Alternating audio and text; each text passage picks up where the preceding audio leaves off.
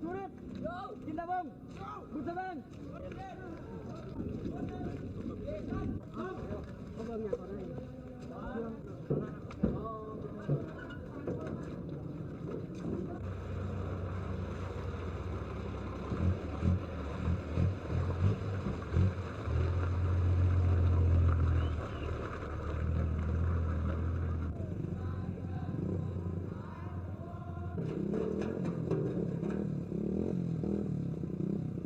ตำรวจ